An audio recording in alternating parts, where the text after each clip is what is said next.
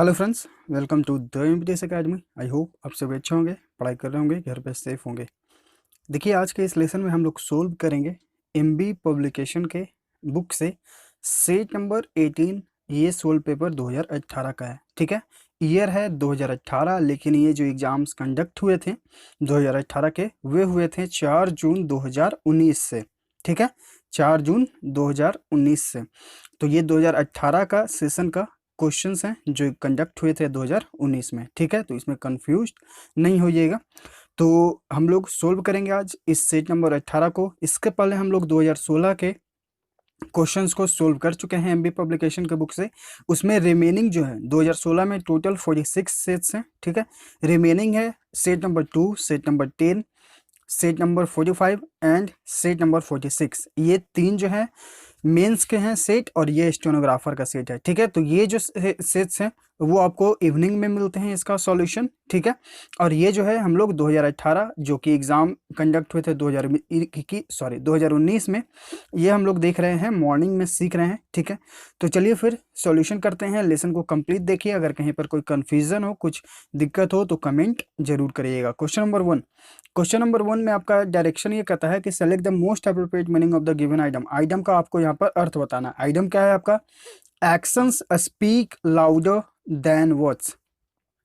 तो इसका अर्थ क्या होता है? आपका काम आपके शब्दों से ज़्यादा बेहतर होना चाहिए, ठीक है। यानी कि आप जो काम कर रहे हैं और जो आप बोल रहे हैं, तो आपका काम का वैल्यू जो है ज़्यादा होना चाहिए। मतलब आप अपने काम पर ध्यान दें, न कि बोलने पर, ठीक है। तो ये हुआ इसका अर्थ। तो यहाँ पर जो राइट आंसर होगा वो होगा आपका ऑप्शन बी।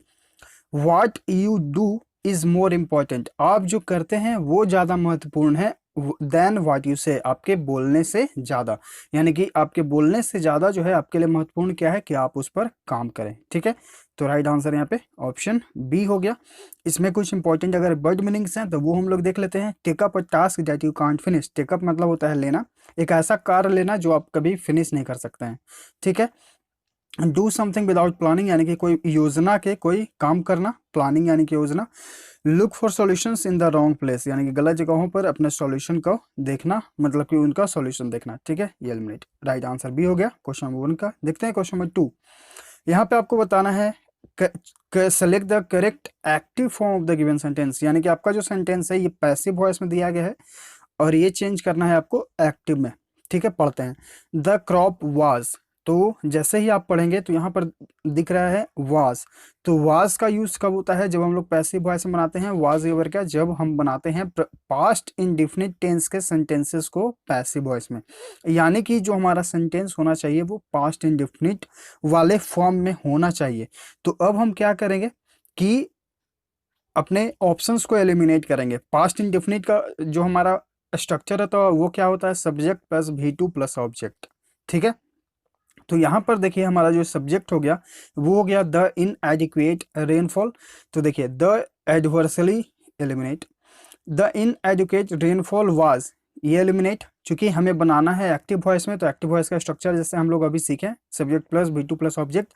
अगर टेंस या वॉइस के किसी भी लेसन में आप किसी में किन्हीं को भी दिक्कत है, ठीक है, तो द एमबीटीएस एकेडमी के प्लेलिस्ट में जाएं, वहां पर देखेंगे स्क्रॉल करके आपको नीचे दिखेगा वॉइस के लेसन्स, ठीक है। आप वहां पर जाकर अच्छे से देख सकते हैं। या अगर आपको इसमें भी ना समझ में आए तो एक और प्लेलिस्ट है SSC 45 डेज प्लेज, उसमें भी 2 लेसन्स इंपॉर्टेंट हैं वॉइस के, आप वहां पर भी देख सकते हैं, ठीक है। तो यहाँ पर आगे बढ़ते हैं। ऑप्शन सी है the inadequate rainfall adversely affected the crop. तो राइट आंसर यहाँ पे ऑप्शन सी हो गया, ठीक है।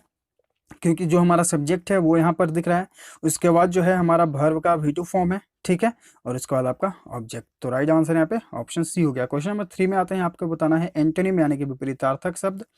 उल्टा पार्डन। पार्डन मतलब होता है आप किसी को क्षमा करते हैं, ठीक है। अब इसका जो एंटोनिम होगा क्या होगा ये देखते हैं। ऑप्शन ए आपका है मर्सी यानी कि दया। ऑप्शन बी आपका है पनिश यानी कि किसी को सजा देना। तो राइट आंसर यहाँ पे ऑप्शन बी हो गया। आप किसी को एक तरफ क्षमा करते हैं और एक तरफ आप किसी को सजा देते हैं, ठीक है। बाकी ऑप्शंस देख लेते हैं। काइंडनेस यानी कि दयालुता। ग्रेस मतलब क्या होता है? ग्रेस मतलब होता है कृपा, ठीक है, या फिर सुंदर ढंग से। दो इसका अर्थ होता है, ठीक है। एक तो होता है कृपा और एक होता है सुंदर ढंग से, ठीक है। राइट आंसर यहाँ पे ऑप्शन बी है। क्वेश्चन नंबर 4 में आते हैं। यहाँ पे आपको पारा जंबल है, इन सेंटेंसेस को आपको अरेंज करना है PQRS या फिर जो ABCD इस तरह के फॉर्म में, ठीक है। यहाँ पे ABCD वाला फॉर्म है। तो देखिए सबसे पहले हम लोग क्या सीखे हैं कि हम चारों सेंटेंसेस को पढ़ते हैं, उसके बाद देखते हैं कि हमारा यहाँ पर मेन सब्जेक्ट, मेन थीम क्या बनता है। ठीक है, तो अगर आप इन सब सेंटेंसेस को पढ़ेंगे तो आपका मेन थीम बनेगा कि यहाँ पे बात हो रहा है वाटर स्कार्स एरियाज का। ठीक है, जहाँ पर पानी की कमी होती है। स्कार्स मतलब ये वर्ड आपको दिख रहा है, इसका मतलब होता है कमी। तो पानी जहाँ पर कम होता है उन जगहों के बारे में आपको यहाँ पर बात किया जाएगा। ठीक है, तो आपका सेंटेंस शुरू होगा पहले बी से। देखिए, around 4 billion people in the world live in physically water scarce areas, यानी कि लगभग 4 बिलियन लोग जो हैं वो रहते हैं पानी जहां पर कम है वैसी जगहों पर। ठीक है, and 844 million do not have access to clean water close to home according to the latest report by WaterAid. और 844 मिलियन लोगों के पास जो है साफ पानी जो है वो घर तक नहीं पहुंच पाते हैं, ऐसा लेटेस्ट रिपोर्ट में बताया गया है।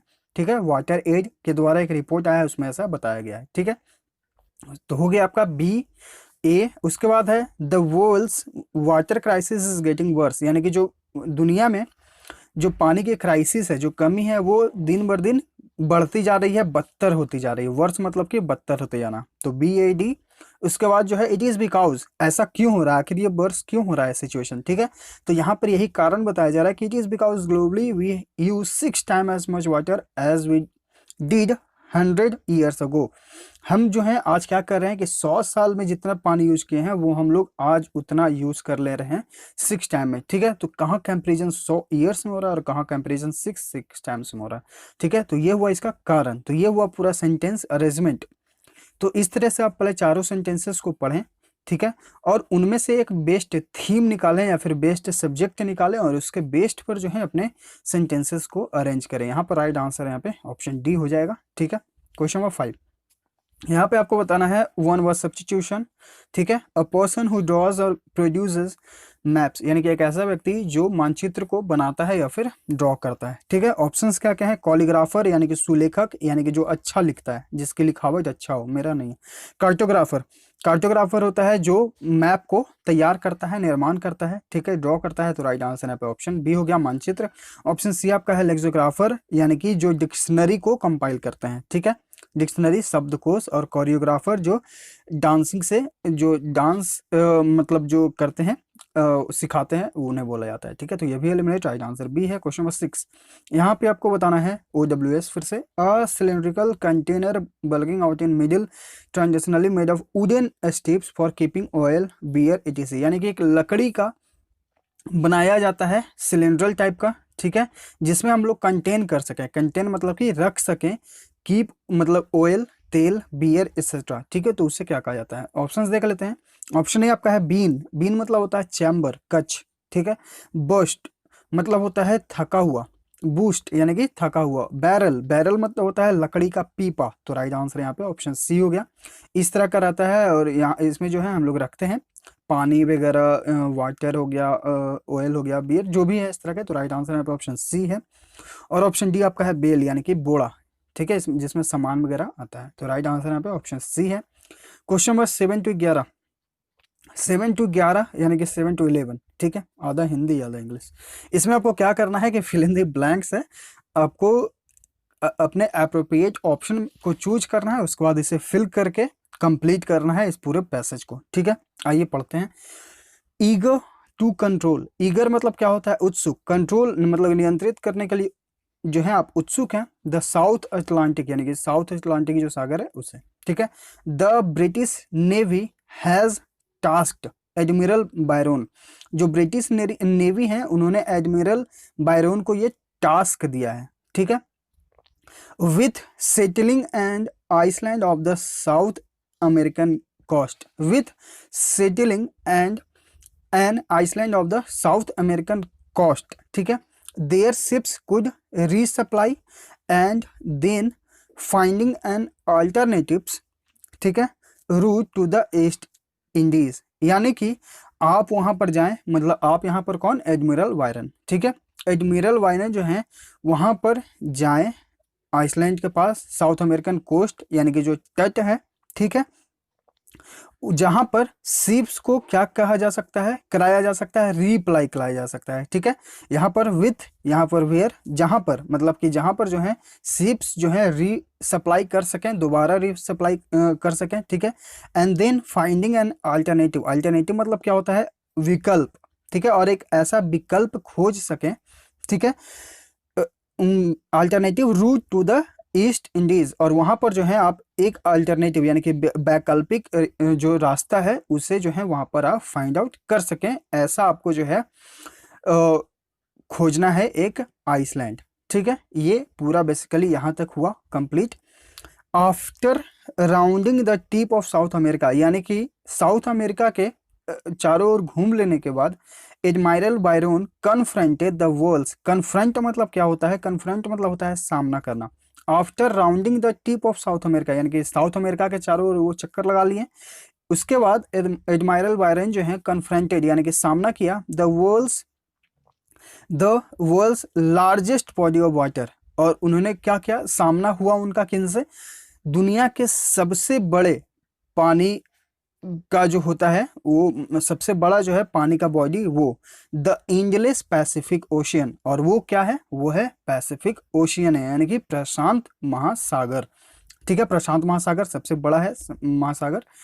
After a month of empty blue horizon, after a month यानी कि एक महीने के बाद ब्लू हॉरिजॉन, ठीक है, अ टाइनी आइसलैंड, टाइनी मतलब होता है छोटा, अ टाइनी आइसलैंड अपीयर्ड, एक छोटा सा आइसलैंड जो है उनके सामने आया, अपीयर्ड मतलब कि सामने आना। Byron joyously describe the island beautiful appearance, Byron ने उसे किस तरह से जो है वर्णित किया है, ब्यूटीफुल अपीयरेंस सराउंडेड बाय अ बीच, यानी कि वो जो है चारों ओर से सराउंडेड है एक बीच से, white sand and covered with tall trees, यानी कि जो है सैंड है यानी कि बालू है और लंबे लंबे ट्रीज हैं, ठीक है। तो वो जो है इस नतीजे पर पहुंचते हैं कि उन्हें जो है लास्ट में एक बढ़िया जो है बीच मिलता है, वहाँ पे सैंड होते हैं, लंबे लंबे ट्रीज होते हैं, सबसे ब्यूटीफुल अपीयरेंस ये नाम देते हैं उसे, ठीक है। तो ये हुआ यहाँ पर इम्पोर्टेंट, सॉरी इम्पोर्टेंट नहीं, इम्पोर्टेंट तो आपके लिए है, ये आपको अच्छे से समझना है, हम यहाँ पर बेहतर तरीके से समझाने की कोशिश करते हैं। अगर आपको न समझ में आए तो फिर आप कमेंट कर सकते हैं, ठीक है। तो यहाँ पर तो ये कंप्लीट हुआ, इसमें कोई भी आपके लिए इंपॉर्टेंट वर्ड मीनिंग नहीं है, जैसा कि हम प्रीवियस लेसन्स में आपको बताते चलते हैं, तो इसमें कोई भी इंपॉर्टेंट वर्ड मीनिंग नहीं है, ठीक है। फिर भी अगर आपको किसी में कंफ्यूजन हो या ना आए तो आप कमेंट कर सकते हैं, ठीक है। चलिए आइए देखते हैं क्वेश्चन नंबर 11, 11 तक कंप्लीट। 12, क्वेश्चन नंबर 12 में आपको बताना है आपके अंडरलाइन सेक्शन में इंप्रूव करने की जरूरत है तो करें अपने ऑप्शंस में से, अगर आपको लगता है कि इंप्रूवमेंट की जरूरत नहीं है तो नो इंप्रूवमेंट के साथ जाएं। Question number 11, if I hope आप अपना आंसर चूज कर चुके होंगे। ऐसे क्वेश्चंस लगातार 2 सेट्स में आए हैं। इफ के बाद आपका सब्जेक्ट, फिर आपका वर्ब का फर्स्ट फॉर्म, कॉमा, दूसरा सब्जेक्ट जो आएगा, सेंटेंस जो आएगा वो किस फॉर्म में आएगा, सब्जेक्ट प्लस सेल या विल प्लस वर्ब का फर्स्ट फॉर्म। तो यहाँ पर सेल या विल वाले ऑप्शन के साथ हम जाएंगे, राइट आंसर यहाँ पे ऑप्शन डी हो जाएगा, ठीक है। आई होप आपको अच्छे से याद होगा, नहीं याद होगा तो प्रीवियस लेसन्स को अच्छे से देखिए, कहीं पर कोई प्रॉब्लम हो तो कमेंट करते रहिए, ठीक है। और हमारे टेलीग्राम चैनल जरूर ज्वाइन कर लीजिए, द इम्पीटियस अकेडमी। जैसा कि आप लोग देख रहे हैं एक सेल्फ एवेल्यूएशन टेस्ट हो रहा है, ठीक है।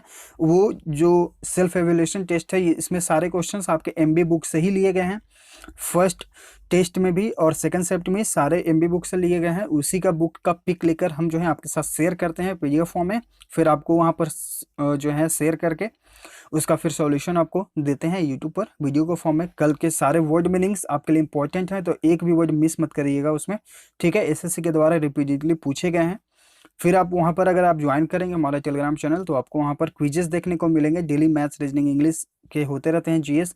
अब आपको जीएस के इंपॉर्टेंट टॉपिक शेयर किए जाएंगे वहाँ पे, क्योंकि हर एक सेक्शन आपके लिए maths, reasoning, GS, English important है।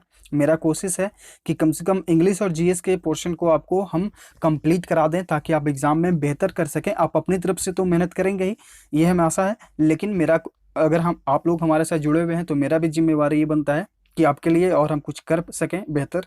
इसलिए जो है हम वहाँ पर जीएस के इंपॉर्टेंट टॉपिक्स भी शेयर करते हैं ताकि आप वहाँ पर उन्हें याद करके आप जाएं, एग्जाम में क्वेश्चंस आएँ तो आप उसे सोल्व कर सकें, ठीक है। फिर आपको जो है वहाँ पे करेंट अफेयर्स के भी टॉपिक शेयर किए जाते हैं, आपको एमबी पब्लिकेशन से मॉक टेस्ट के रूप में सेल्फ एवेल्यूएशन टेस्ट मिल ही रहा है, क्विज होते रहता है, ठीक है। और फिर भी अगर आपको कोई भी सेक्शन मैथ्स या रीजनिंग में भी दिक्कत हो तो आप हमारे डिस्कशन ग्रुप में उसका पिक भेज दें क्वेश्चन का, आपको उसका सॉल्यूशन मिल जाएगा, ठीक है। चलिए फिर देखते हैं क्वेश्चन नंबर 13। पुल समवन्स लेग, इसका बताना है आपको आइटम का अर्थ। पुल समवन्स लेग इसका मतलब होता है टांग खिंचाई करना।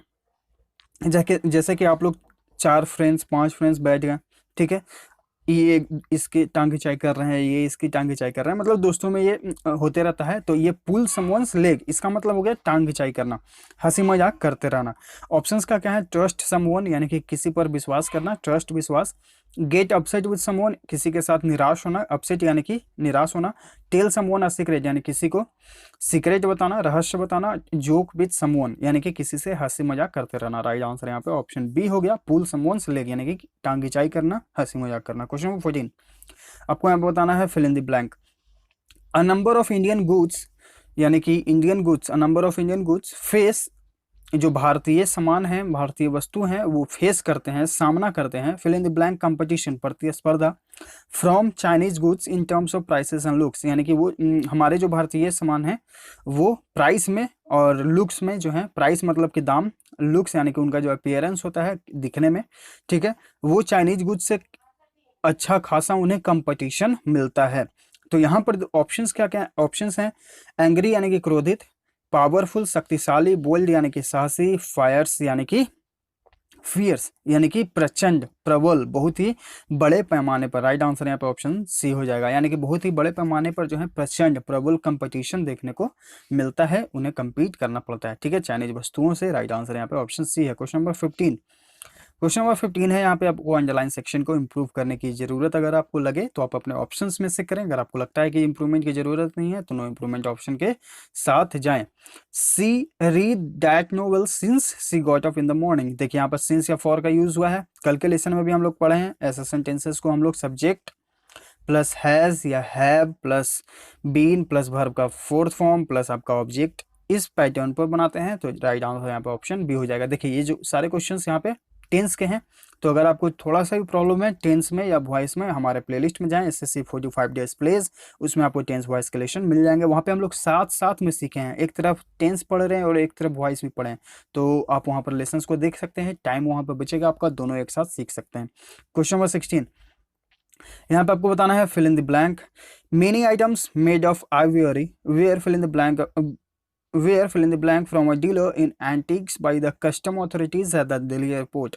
एंटिक्स यानी कि प्राचीन वस्तुएं, many items made of Ivory, Ivory मतलब क्या होता है, लोहों से संबंधित, सॉरी आइवरी मतलब क्या होता है, हाथी के दांत, आइवरी मतलब क्या हो गया, हाथी के दांत से बने वस्तुएं जो हैं वो क्या किए गए, एक डीलर से जो है कस्टम अथॉरिटी के द्वारा दिल्ली एयरपोर्ट पर क्या किए गए, तो वो कन्फिस्केट किए गए यानी कि जब्त किए गए। मीन्स कि वो व्यक्ति जो है इलीगली तरीके से लेके जा रहा होगा, तो वो जो है कस्टम अथॉरिटीज के द्वारा क्या किया गया, जब्त किया गया। कन्फिस्केट यानी कि जब्त कर लेना, ठीक है। तो यहाँ पर जो आपका राइट आंसर कौन सा होगा, ऑप्शन बी होगा। बाकी ऑप्शंस को क्या क्या है, एप्रोप्रिएटेड, एप्रोप्रिएटेड मतलब क्या होता है, अपना, ठीक है। ऑप्शन बी आपका है अनेक्स्ट यानी कि जोड़ना, हाईजैक्ट यानी कि अपहरण करना, ठीक है। तो राइट आंसर जो है यहाँ पे ऑप्शन बी हो गया। Question number 17, she lost a big order from a known showroom, उसने जो है एक बहुत ही बड़ा ऑर्डर जो है लूज कर दिया, मतलब गवा दिया, in case of her on careless, अपने लापरवाही के कारण। तो कारण, ठीक है, यहाँ पर जो है कारण, जबकि इन केस ऑफ इसका मतलब क्या होता है, हालांकि। तो देखिए हालांकि यहाँ पर सेंस नहीं बैठ रहा है, हमें क्या यूज करना होगा, कारण। तो यहाँ पर जो राइट आंसर है वो है आपका इन केस ऑफ, ठीक है। ऑप्शन ए में आपको जो है यहाँ पर एरर है, इसके जगह पे आप बिकॉज का यूज कर सकते हैं, ठीक है। तो ऑप्शन ए में आपका यहाँ पर एरर है। क्वेश्चन नंबर 18 यहाँ पे आपको बताना है सिनोनिम इनेप्ट, इनेप्ट मतलब होता है अनाड़ी, अयोग्य, मूर्ख, ठीक है। अनाड़ी होता है, अयोग्य होता है, मूर्ख होता है, इसका सिनोनिम बताना यानी कि पर्यायवाची शब्द बेस्ट एक्सप्रेस। ऑप्शन ए आपका है कैपेबल यानी कि योग्य, ये देखिए इसका एंटोनिम हो गया, हमें बताना है सिनोनिम। ऑप्शन बी आपका है फिट यानी कि उपयुक्त, स्ट्रॉन्ग यानी कि मजबूत, क्लमसी मतलब क्या होता है, क्लमसी मतलब होता है अनाड़ी, तो राइट आंसर यहाँ पे ऑप्शन डी हो जाएगा। इनेप्ट मतलब अनाड़ी, मूर्ख या फिर योग्य, क्लमसी मतलब कि अनाड़ी। क्वेश्चन नंबर 19 यहाँ पे आपको बताना है रॉन्गली स्पेल्ड वर्ड को बताना है। तो यहाँ पर जो रॉन्गली स्पेल्ड वर्ड है वो है आपका ऑप्शन सी एक्साइट। यहाँ पर लिखने की कोशिश किया गया है लेकिन लिखा गया है एक्साइट, ठीक है। एक्साइट मतलब क्या होता है, उत्तेजित करना, तो यहाँ पर सी मिसिंग है। बाकी जो ऑप्शंस हैं एक्सचेंज यानी कि अदला बदली करना, एक्सरसाइज मतलब क्या होता है, व्यायाम करना, एक्सक्लेम मतलब चिल्लाना पुकारना, ठीक है। क्वेश्चन नंबर 20 इनआर्टिकुलेट, इनआर्टिकुलेट मतलब क्या होता है कि असंगत, अस्पष्ट, ठीक है, या फिर कम बोलना भी होता है।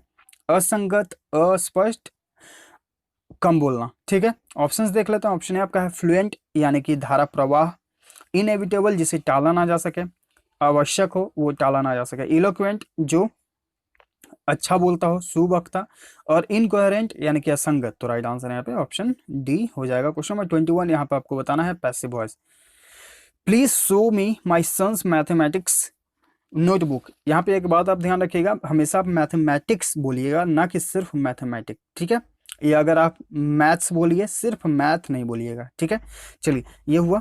इसके यहाँ पर हम लोग इसे पैसिव वॉइस में चेंज करेंगे, तो इसे कैसे चेंज करेंगे, तो देखिए इस तरह के सेंटेंसेस जो हैं, आप सबसे पहले प्लीज, अगर please show me my son's mathematics notebook, तो यहाँ पर आप आई को चेंज करें, मी को चेंज करें आई में, और प्लीज वाला जो सेक्शन है इसको आप चेंज करें मे में, ठीक है।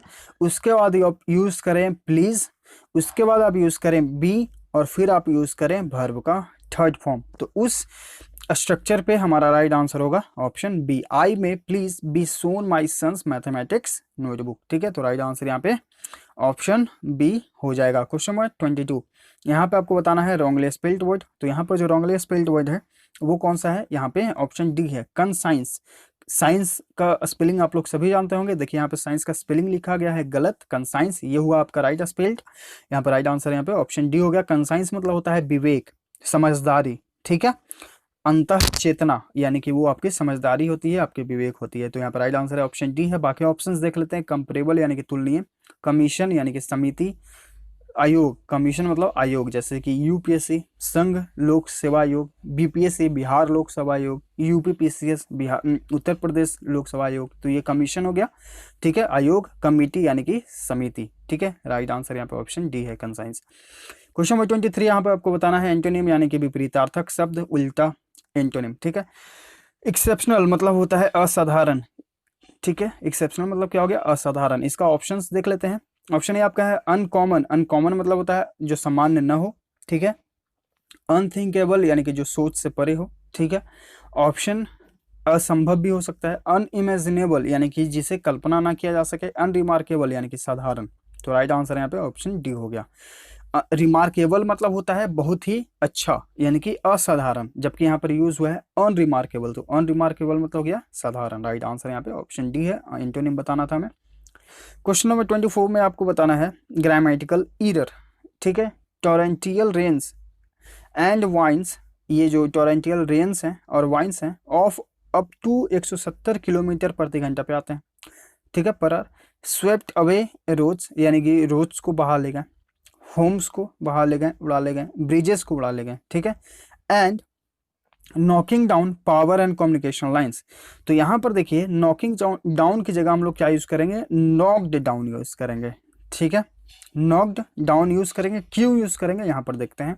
देखिए यहाँ पर यूज हुआ है स्वेप्ट, ठीक है। स्वेप्ट अवे ये अपने V2 फॉर्म में है यानी कि पास्ट में, पास्ट में subject plus V2 plus object. हम इसे प्रेजेंट परफेक्ट में क्यों नहीं बोल सकते हैं या पास्ट परफेक्ट में क्यों नहीं बोल सकते हैं, क्योंकि पास्ट परफेक्ट में या प्रेजेंट परफेक्ट में आपको हैज या हैव प्लस V3 यूज करना होता है। अगर पास्ट में बनाते हैं तो हैड प्लस V3 यूज करना होता है, जबकि आपको ना यहाँ पर हैज दिख रहा है, ना हैव दिख रहा है, ना हैड दिख रहा है, ठीक है। तो इसलिए यहाँ पर ये V2 फॉर्म में है स्वेप्ट, ठीक है।